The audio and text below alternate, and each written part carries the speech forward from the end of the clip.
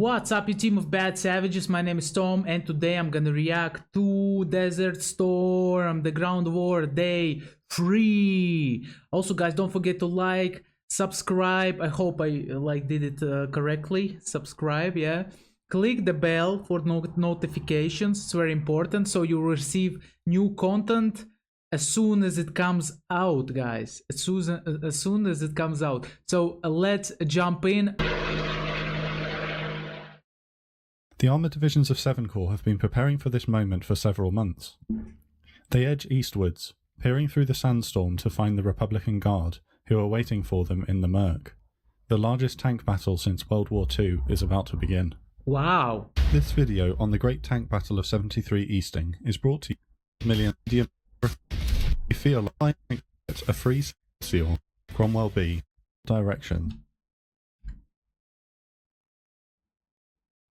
T-3485M. With the coalition closing in from multiple directions, resistance fighters in Kuwait City alert the CIA that a mass exodus of Iraqi troops from the capital is in motion.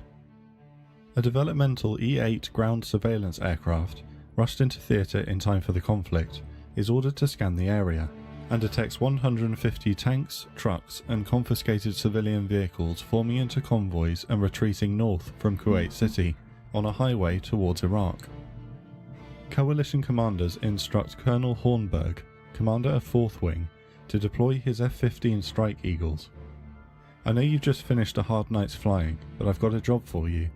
I want you to put your guys back in their aircraft, fly over to Kuwait and stop a convoy. Stop it at all costs. The 12 Eagles, along with Navy A-6 intruders, drop cluster bombs on the lead and rear vehicles of the convoy, stopping it in place. These 150 vehicles are just the first in a line of thousands retreating from Kuwait. Over the next 150, you imagine this? This is a lot of vehicles, this is a lot of troops, and this was in the first one of the videos I was talking about this picture where a big convoy of cars got destroyed, but I guess there was a lot of civilian cars also over there. 48 hours, hundreds of coalition bombers hammer the traffic jam. The ensuing carnage on Highway 80 will earn it the nickname the Highway of Death. The commanders of the Tawakalna and Medina Republican Guard divisions know that they must delay the advance of 7 Corps as long as they can to allow the escape of Iraqi units in the area, including other Republican Guard divisions. They also know that this is very likely to be a sacrificial task. They deploy in a defensive line alongside regular Iraqi divisions to meet the oncoming American and British armour anyway. They show courage in doing so. The 2nd Armoured Cavalry Regiment are continuing their probe eastwards, with orders to find the Tawakalna division, but not to become decisively engaged. They are the lead scouting elements of 7 Corps. The British 1st Armoured Division have been holding a defensive line against Iraqi counterattack throughout the night, and now advance east towards the Kuwaiti border. Their objective is to sweep through the multiple Iraqi brigades and divisions on the southern flank, splitting the Iraqi front line in half and isolating the Republican Guard units from possible reinforcements from Kuwait, allowing the rest of 7 Corps to hit them in concentration. At 7 AM, the 4th Armoured Brigade assaults the left flank of the Iraqi front line, who are caught off guard in a defensive line facing south towards the border. Unlike other frontline divisions, the Iraqi 52nd Armoured Division puts up a spirited response, firing and manoeuvring with their T-55 tanks. The return fire is ineffective, however, and throughout the morning, Challenger 1 tanks clear the way to their objective, destroying numerous Iraqi tank companies.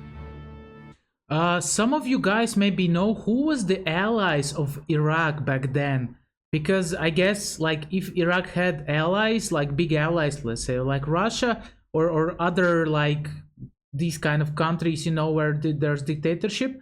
Wait, it's 90. Wait, oh no, it's two. I got it. It's 90s. In 90s, Russia was not so strong. So, but still, if they would have allies that they that create their own armory, you know, and vehicles, they would support Iraq, you know. But probably they didn't have any allies. The 7th Armoured Brigade, famously named the Desert Rats for their role in North Africa in the Second World War, sweep along the flank of another Iraqi line formed just to the north, catching the Iraqi troops watching south towards the battle raging with 4th Armoured. A Challenger tank of the Royal Scots Dragoon Guards makes the longest recorded tank kill in history at 4,700 metres, a record that stands to this day. Wow, 4,700 The Iraqis meters. do not maintain all-round reconnaissance, and a company of Spartan armoured personnel carriers hook around to their north and attack them from the rear with Milan anti-tank missiles.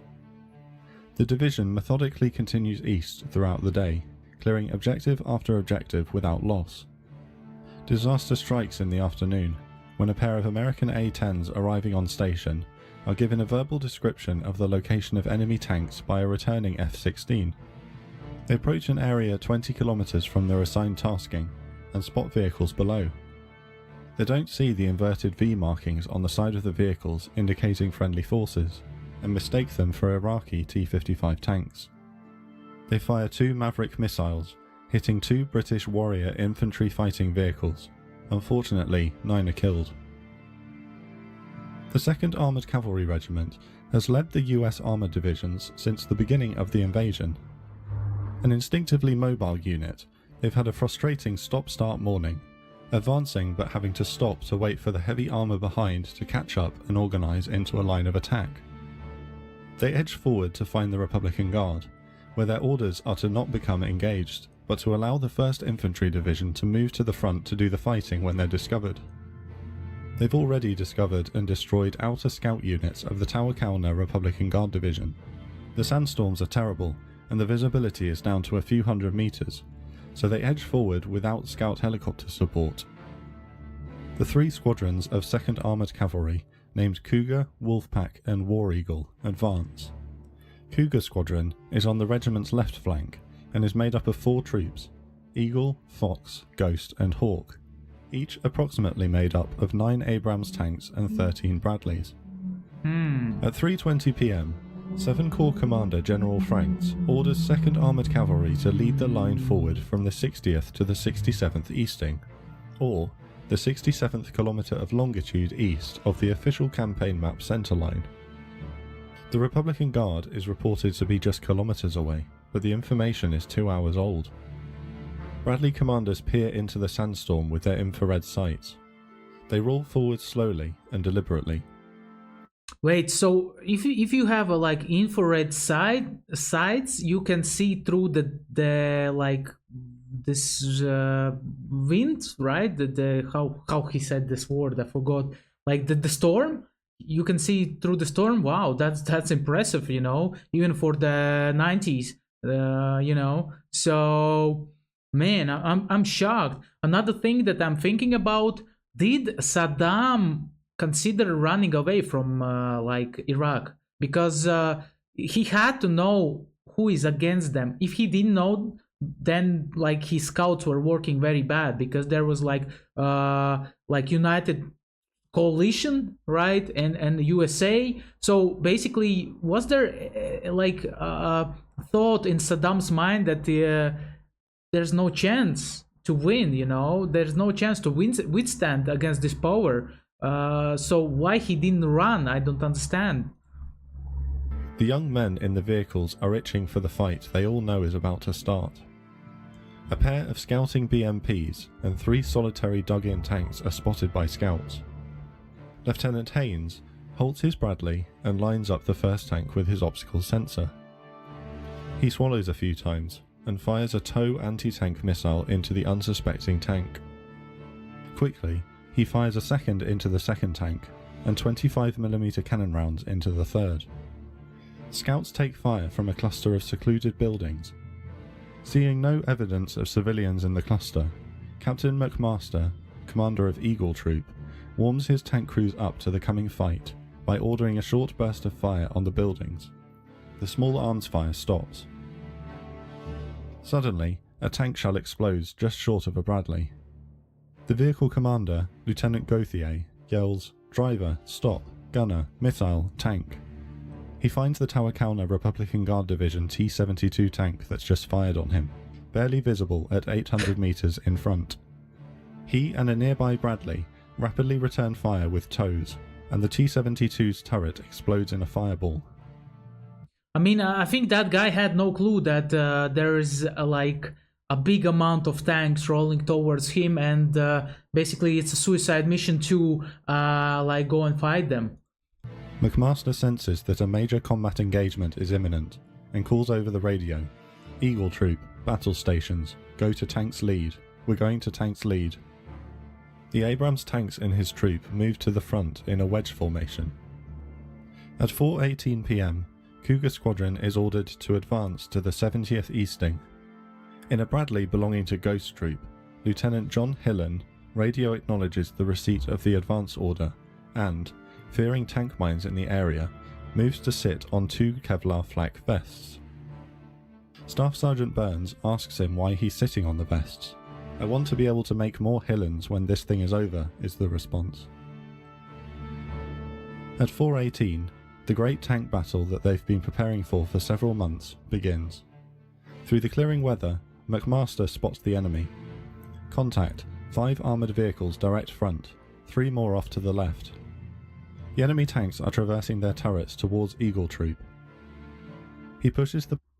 Listen, guys, just compare how organized was like this coalition and US, like into groups, you know, into armies, and everything was so organized, and how disorganized was Iraqi like tanks and troops, and this is scary, you know, because I have a feeling that they had no clue, or before they didn't had this kind of battle experience where they can like you know, like understand how to like make proper fight like lines, you know, because they got smashed like, or there's another way, you know, like basically there was just not enough tanks in Iraqi army, and then it makes perfect sense.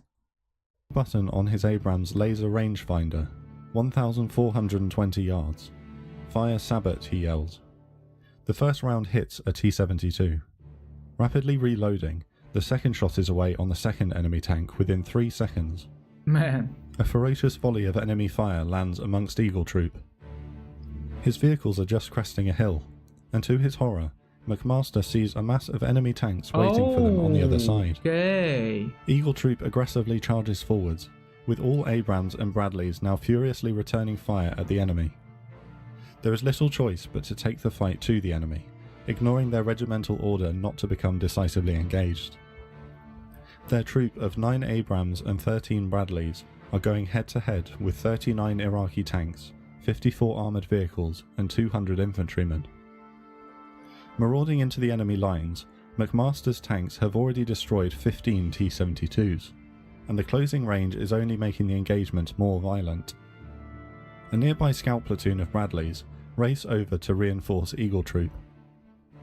A deadly ZSU-23 anti-aircraft gun opens fire on them, and they calmly destroy it with a tow missile. Of course. The Bradleys open up on the entrenched infantry with 20mm cannon fire. I guess this is the same when you shoot a pistol into the tank. This is the same when you take a anti-air gun and shoot towards a tank, man. This is like ridiculous.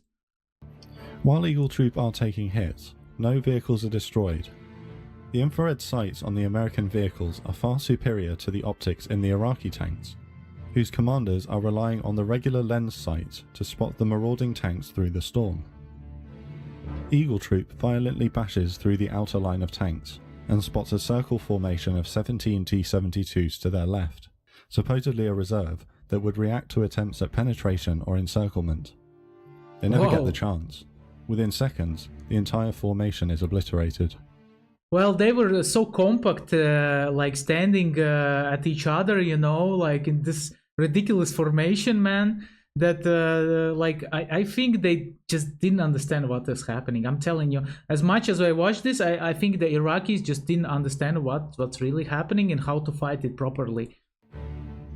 The rest of the 2nd Armoured Cavalry Regiment and the 1st and 3rd Armoured Divisions are now making first contact with the Republican Guard, and the remains of the Iraqi 52nd Armoured Division fleeing into the area from the British advancing in the south. Eagle Troop have found by far the largest defensive concentration. Ghost Troop are moving parallel to Eagle Troop, just north, in a fight of their own. Seeing the carnage that Eagle's Abrams are inflicting to their south, Ghost desperately try to keep a safe distance to prevent a friendly fire incident. In doing so, one Bradley accidentally drives into a minefield and over an anti-tank mine. Miraculously, the vehicle survives. In a nearby Bradley, the crew congratulate Vehicle Commander Lieutenant Hillen on his foresight, before frantically repositioning onto Kevlar vests of their own. At 6:40 PM, just 22 minutes after the first shots were fired, Eagle Troop arrives at the 73 Easting, and the shooting wanes. McMaster calls for a status report, and is astounded to find that Eagle Troop has not lost a single vehicle, nor a single weapon system disabled. Eagle alone has destroyed an entire Republican Guard battalion of approximately 47 tanks, 34 armoured vehicles and numerous trucks, with many bunkers destroyed and scores of infantrymen killed. The destruction along the front line is similarly conclusive. American gunnery and firepower is superior, and the advantage of having infrared optics in the storm is decisive. Also, just check out how the smallest edge in tank battle, right, like these infrared beams or whatever, you know, how it changes the way of the fight. Basically, you have a small edge, and this small edge is crushing the enemy one after another. For me, it's quite, from one side, this is quite surprising that Iraqis didn't have that, because they are fighting in like in desert. And if you just like think to yourself that if you live and fight and you know that there's a chance that there's going to be war in desert, you need to be prepared, and to be prepared you need to put money into the army, right, and to the latest developments, and looks like they didn't do it. Engaged units don't need to perform the aggressive charge that Eagle Troop were forced into after cresting the hill and finding the enemy at short range. They're able to use superior range of the Abrams over the T-72 to keep the enemy at arm's length while destroying them.